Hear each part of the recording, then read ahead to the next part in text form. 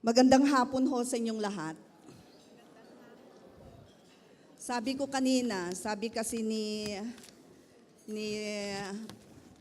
Secretary Sobrepeña, dapat daw pinapalitan ko yung aking picture.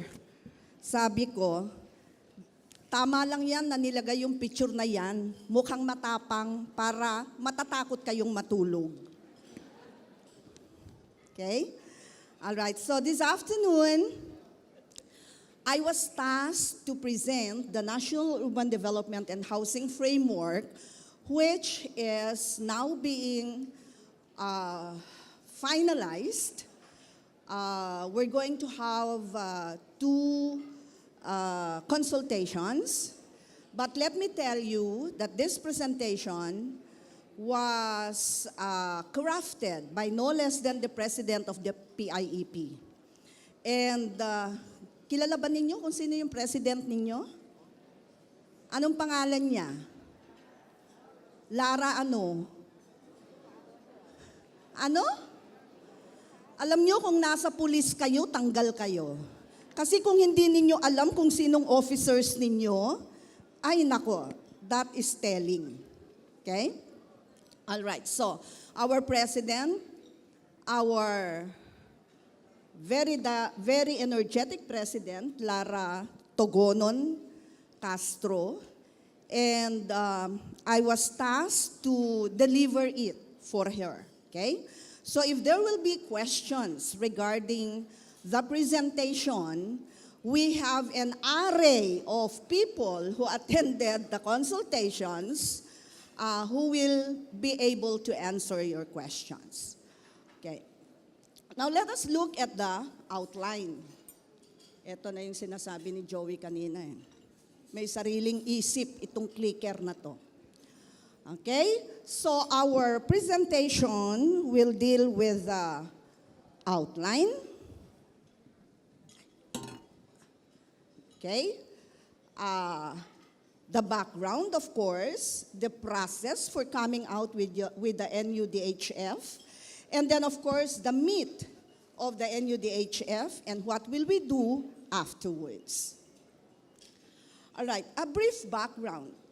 As has already been elucidated by Senator Lina, the National Urban Development and Housing Framework stemmed from the UDHA, or RA 7279, where it directed two government agencies, particularly the Housing and Land Use Regulatory Board and the HLURB, who will direct it, to come out with an NUDHF. Take note that this calls for an urban development and housing framework.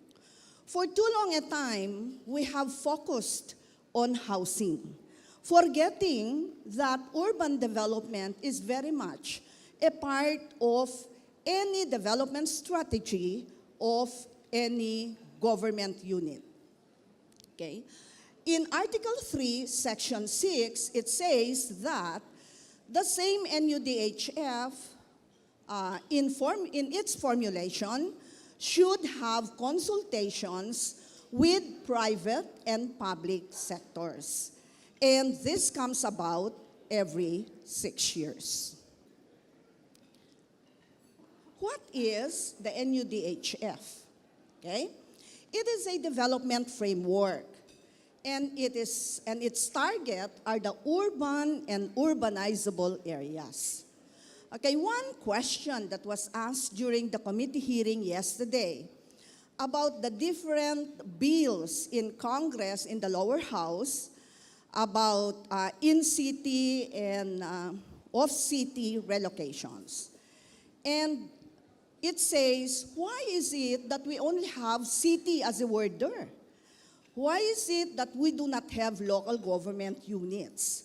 Of course, the proponents said, let's stick with city.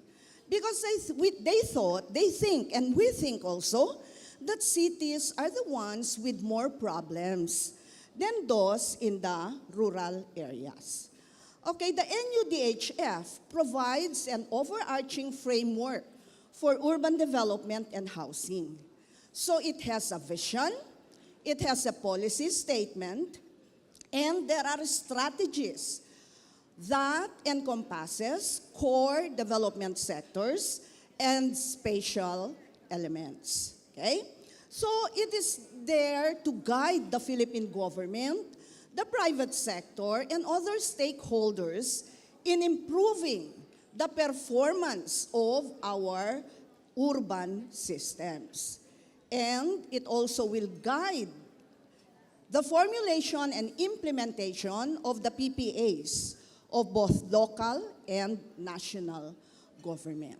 So the users would be primarily our national government, its agencies and the local government units, the private sector, the NGOs, and of course the academe, because we now have courses that lead to environmental planning, and urban development is one of them.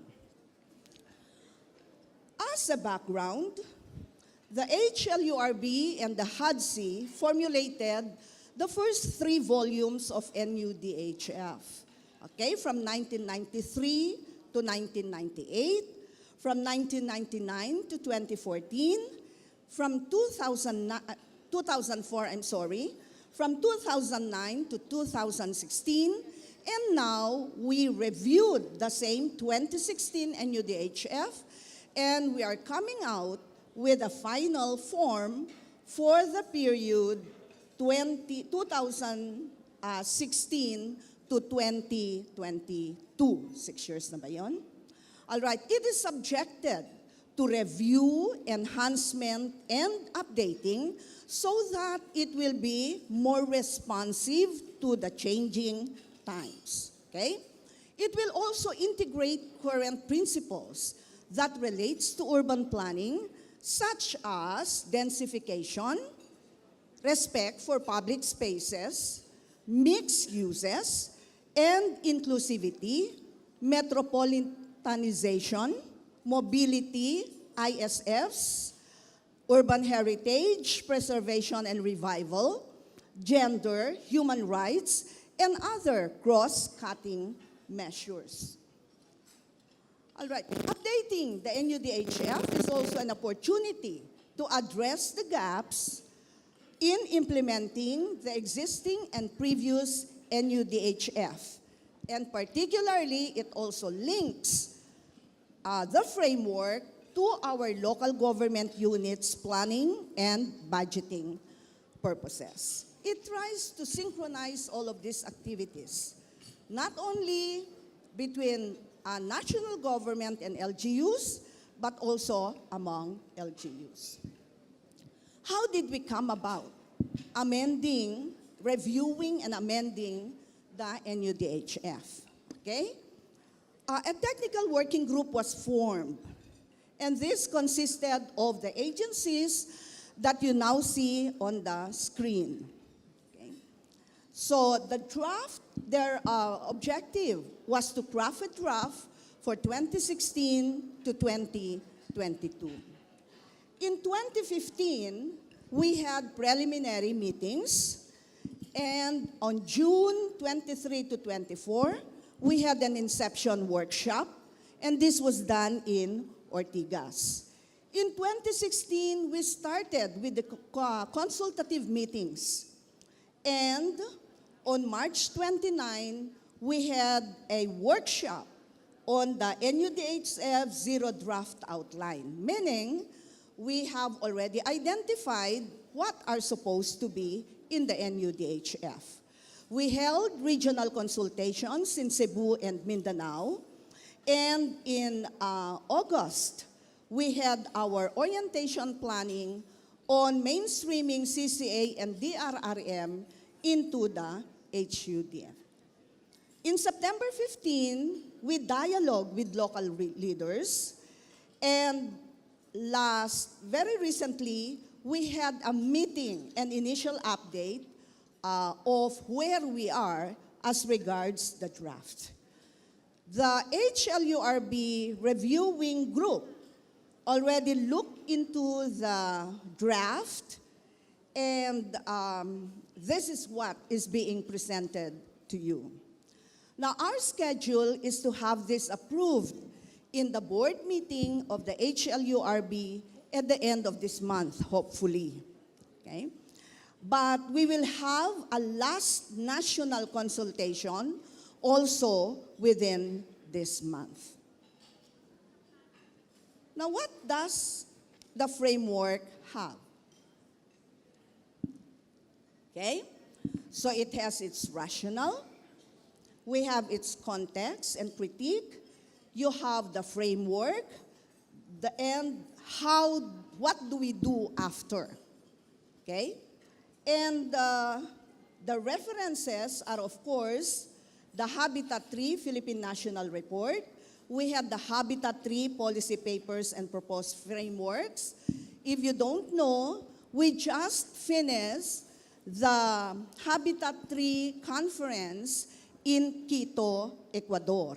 And this was last October 17 to the 23rd. Okay?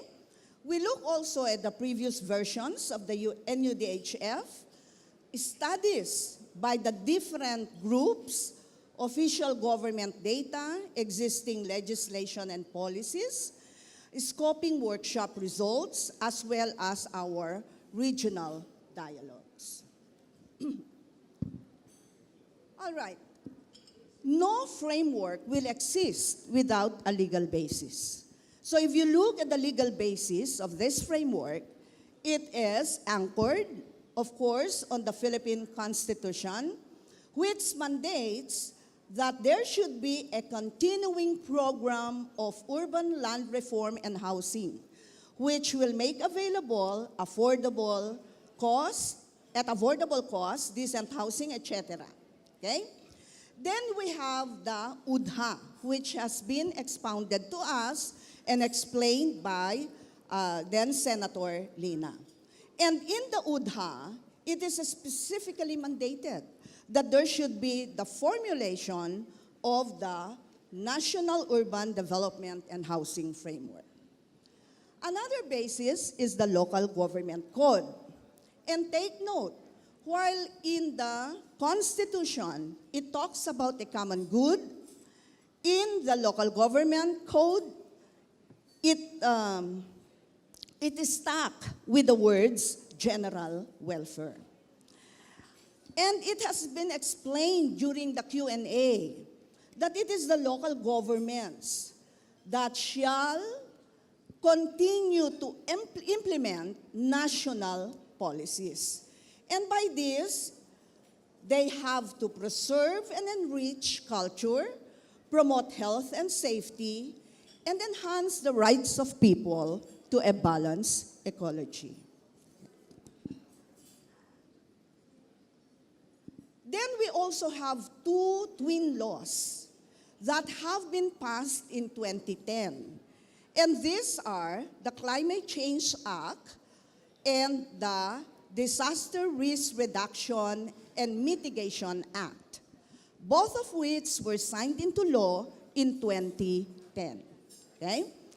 And take note that now we have into our consciousness the right of people to a healthful ecology and the stabilization of greenhouse gas concentration.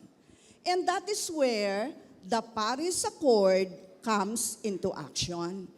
And this morning, as we read the news, we have come to know that President Duterte will now ratify the same Paris Accord. Okay? Then also, we have to build national and local resilience to climate change-related disasters. The Disaster Risk Reduction and Mitigation Act tells us that we should address the roots of our vulnerabilities to disasters and dangers. Let us take note of the fact that we are at the top 10 of the most disaster-prone country in the world, okay? Both in terms of climate change and floods, Okay? It says there that we have to strengthen our country's institutional capacity for disaster risk reduction and management and building the resilience of people to such disasters. Right. Now, if we look at our SDG, and remember, we have graduated from the MDGs to the SDGs, okay? And the SDGs tell us in goal number 11 that now we should make cities and human settlements inclusive, safe, resilient, and sustainable. Remember what has been included in the UDHA, and this was expounded a while back? The Inclusionary Act, meaning that ISFs should, as much as possible, have in-city relocations, or they should be allowed to stay where they are. However, we should not let them fester in the current situation that they are in. Then we also have the Habitat 3 or the New Urban Agenda. One of the most debated issues in the preparatory conference in Surabaya was the right to city. In fact, in that preparatory conference, we did not have a closing program. Why? Because there was no consensus on what the right to city means. Okay? However, we were pleasantly surprised in the Quito conference in Ecuador that the right to city has been passed. Now let me explain what is meant by the right to the city. It encompasses all civil, political, economic, social, cultural, and environmental rights as enshrined in existing international human rights treaties, covenants, and conventions. It is in accordance with the Vienna Declaration, which calls for a universal, interdependent, and interrelated implementation to human rights. So building on internationally recognized human rights, the right to city considers cities themselves as commons, envisaging respect and protection of human rights for all, full exercise of citizenship for all inhabitants. So it envisions a socially and spatially just distribution and planning of material resources. It ensures good living conditions across the human settlements continuum. And these resources, which should be accessible to both formal and informal sectors and areas, are defined by acceptable quality standards. And this include the existence of public space and the urban commons, investment in basic infrastructures and services like water, electricity, waste and sanitation, appropriate, accessible, and affordable transportation options, appropriate and dignified housing and settlements, equitable livelihoods, opportunities, and decent jobs, including solidarity and circular economy initiatives, education, healthcare, and investments in the preservation of ecosystems and biodiversity, and in climate change protection. So the right to city is realized only when structures, processes, and policies enable all inhabitants as social and political actors to exercise the full content and meaning of citizenship. And this is what I think inclusivity means. Okay? In this regard, specific policies are required to ensure that women, as well as marginalized people, have effective access to political agency and data. Okay? So, the right to city fully embraces diversity and difference in gender, identity, ethnicity, religion, heritage, collective memory, cultural and economic practice, and socio-cultural expression. So now we will see the removal of the gender divide.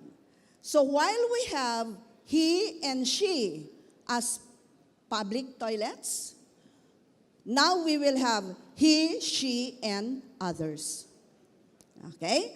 Because we should be inclusive. Okay? So this pillar calls for the recognition of culture, neighboring, and stakeholding as a lever for social cohesion, social capital, innovation, safer cities, self-expression, and identity. It requires that the city creates possibilities of encounter, interactions, and active connections, in which reciprocal relations and mutual understanding advances a renewed form of urban life. All right, so we have said the right to the city, and then another anchor for this NUDHF is Ambition 2040, and of course, the National Framework for Physical Planning, which is being generated by NEDA. Right. So we get now into our context. What does it have? Our assessment matrix identified the drivers of urbanization. So if you look at the three NUDHF, you will find different drivers of urbanization. But one thing is common among all, and it is our urban population growth. And that is why we say that the rapid urbanization of areas have become more of a challenge. Okay? Social sectors in the recent NUDHF, you have your economic sectors, and of course, our climate-induced factors.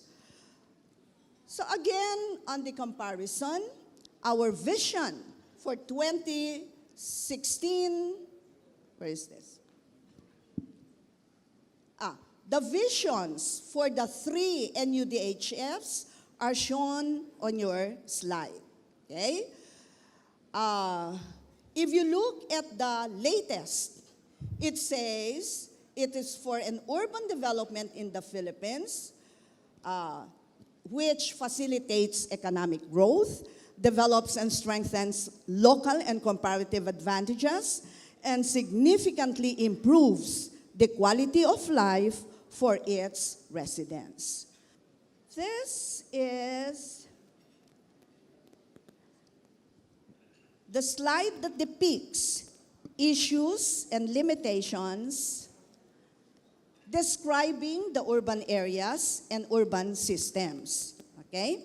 It presents a summary of the combined results of the various regional consultations with LGUs, with urban planners, with the technical working groups and other stakeholders regarding the environment, economy, land use planning and zoning, infrastructure and services, urbanization, and urban governance.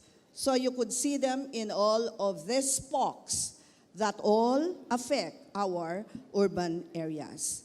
So these urban characters characteristics and implications are highlighted by climate change and resilience, urban system inefficiencies, urban planning and design, shelter, local economy, poverty, and ano ba yung last? Sorry, poverty and exclusion. Okay. So what is now our vision for the new NUDHF? Right? Our vision is better, greener, smarter urban systems in a more inclusive Philippines. And these are the principles that have been identified that will help us in coming out with the vision. Okay?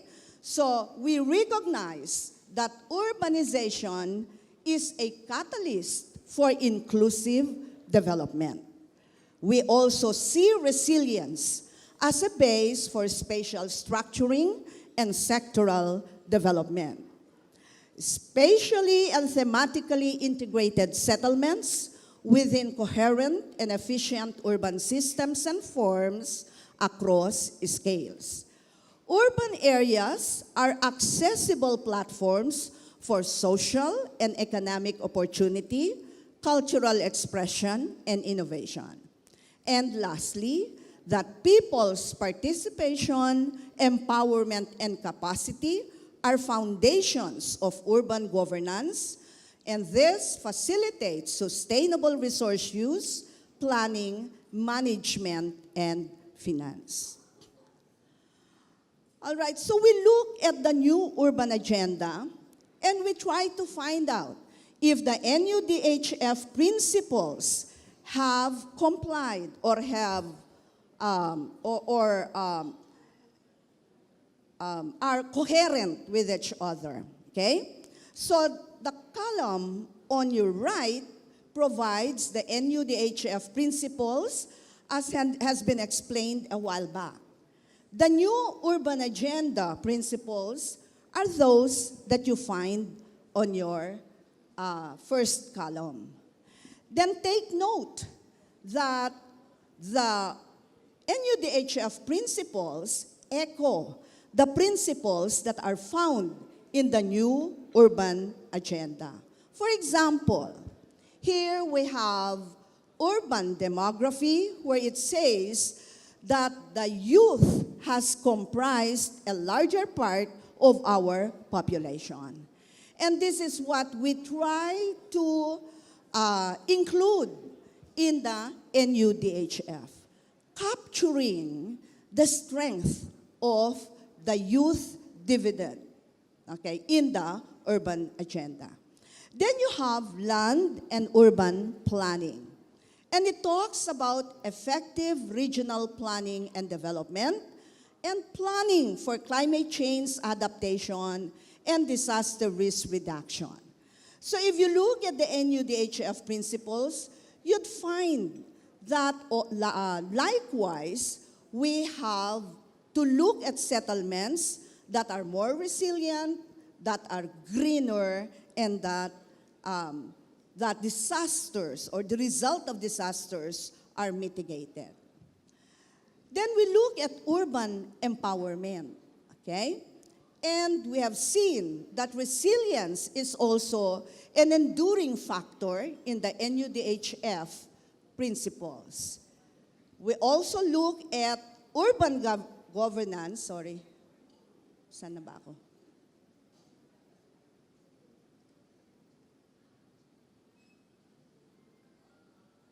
Okay. We also look at urban governance, and we see that in the NUDHF principles, we have identified people's participation as one pillar of the NUDHF. Then we talked about urban economy, and we have identified in the NUDHF that the urban areas or the cities is a bedrock for our not only local economy, but national economy because they are catalysts for inclusive growth, okay?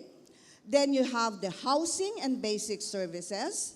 And in the NUDHF principles, we have identified spatially and thematically integrated settlements. And again, we look at resilience as a base for spatial structuring and sectoral development. All right. So we take note of this, one of the principles, okay? Okay. And over the years, the Philippines has made real progress in stemming its population growth from a 2.36% in 1995 to 2000 to 2.0% in 2000 to 2007. Now we have a population growth of 1.72%.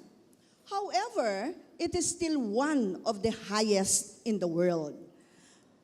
It is higher than the regional growth rate in Asia, which is at 0.98%, or Oceania, which is 1.45%. Latin America and the Caribbean has a 1.0% growth rate, North America at 0.45%, and Europe at 0.06%. Only the African countries are growing faster than the Philippines at 2.53%. Now we know that the urban area is a function of population size, number of commercial establishments, employment, presence of critical facilities like a city or town hall, the plaza, the public building, the school, the telecoms, waterworks, drainage, etc. Urban areas and cities in the Philippines are centers of economic growth, accounting to 75 to 80% of the country's GDP since 2000, with Metro Manila alone contributing nearly a third of the total gross domestic product. The services sector makes up over half of the GDP. Services, trade, and communications have been the fastest growing sectors in the urban areas.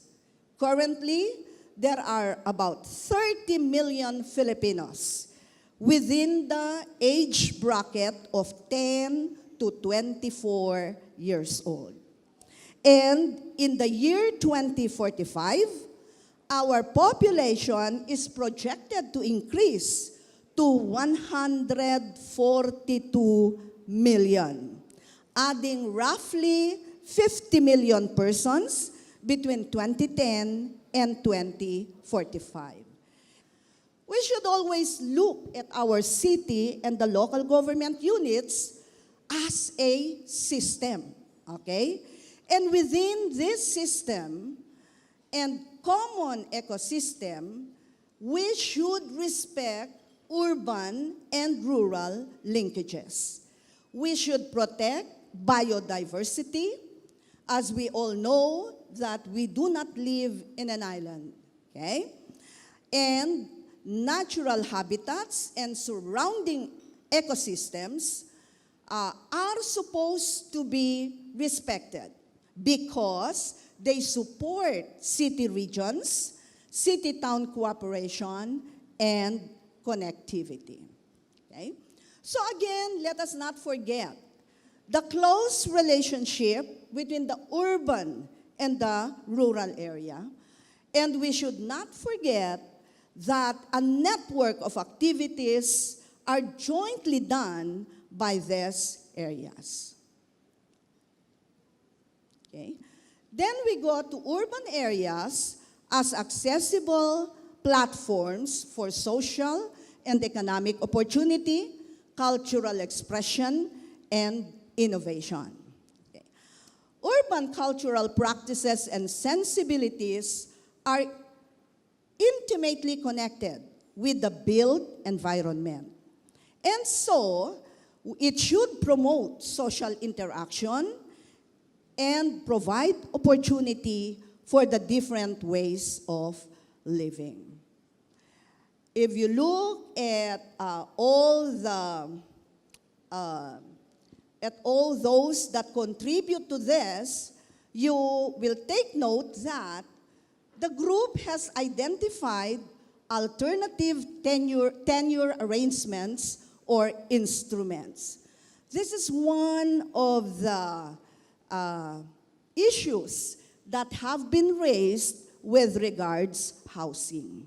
Perhaps it's time that we should rethink the Filipino, or we should change the Filipino way of thinking that having a land titled in one's name, even though how small it is preferable than having to live in a, how will I call that, halfway housing, meaning rental housing, where we can live and perhaps graduate into an individual, standalone housing after we have improved our economic status, okay? And then also, let us look at housing, as stated earlier. It is based on what? Income. And so we're looking at housing finance there, okay, as one important basis for improving our urban areas. Lastly, we have people's participation and empowerment and capacity as foundations of urban governance. So we're looking at our PPPs,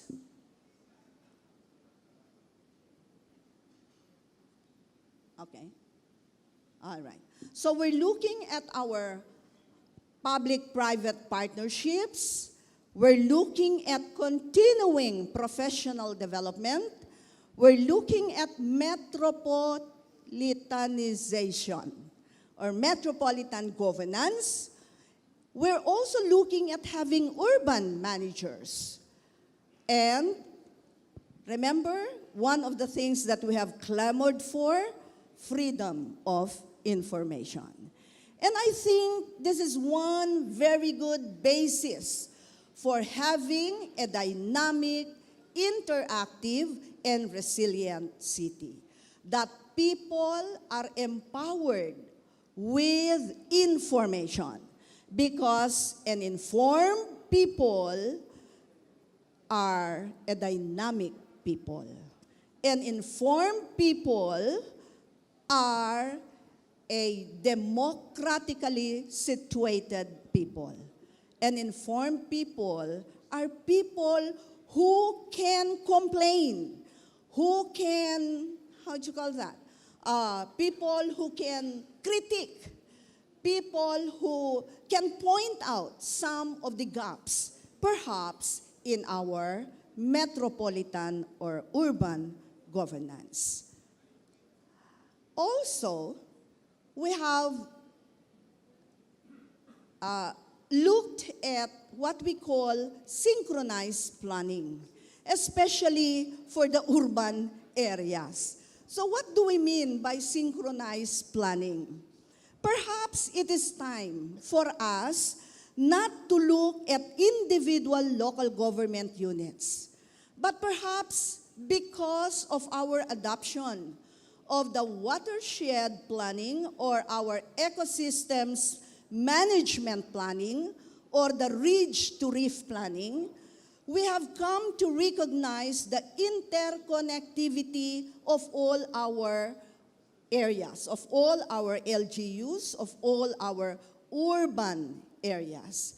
And so it is high time that we looked at, a more expanded area when it comes to planning. We should not only be inward looking, we should be outward looking. Not all disasters happen in one place. Not all disasters affect one local government. Sometimes they spill over. And this is what we should always have in mind. What happens in the mountains, we think, will not affect us, but they will. What happens in the seas, even if we're not coastal towns, will always affect us. Because if there is no fish on our table, then we could, sometimes fret. And this is how our interconnectivity in terms of development is. Okay? Now, one of the questions asked when we presented this during a pre-board meeting is, what will you do with this NUDHF? Is it a framework that will be, finalized, approved, and then forgotten? As with the other frameworks that we have had. So we endeavored to think about what to do afterwards. Remember at the outset, we said that this is a document that will be used. It should be used. And we hope that the planners will take note of it and use it. Okay? So we look at NUDHF as the main guiding framework or legal basis in land use planning for real estate management and other related HLURB mandates. Mind you, the HLURB, pursuant to its charter, is tasked to assist local governments in coming up with the comprehensive land use plans and zoning ordinances. So there is technical assistance in this respect, okay? So it will also serve as a guide in reviewing the CLUPs. It will be a reference document in the conduct of technical assistance and training workshops, and it will be a guide for policy development, especially for real estate development. So mainstreaming and promoting the relevance of NUDHF in the different spheres of planning and urban development is being sought for, okay? We will promote the NUDHF in fora, and there will be orientations with provincial and regional land use committees. We will integrate applicable and appropriate policies and strategies that have been identified in the framework in our formulation of the CLUPs and COs. We will also develop urban management database, strengthen the policy development and land use planning groups, especially in research, policy development, and in training. And it will also be a basis for updating current policy and legislation, especially with the real estate mandates that we are promoting and implementing in the Housing and Land Use Regulatory Board. We also hope that all other government agencies, and I think NEDA has committed that this will form part of the, ano na nga ba yung plan ng NEDA na gagawin? Hindi, yung ambition. O yung dream plan nila, ano yun? Philippine Development Plan. Okay, the PDP. Okay? And I think we have answered the question of the members of the board when they asked what happens to this framework after it has been approved. Now, we have identified it as a source of information for all the planners. And in fact, we said this is going to be used by our planners, especially our urban planners. This, ladies and gentlemen, is the NUDHF, which we hope to pass and have approved in the board by the end of this month or early in December.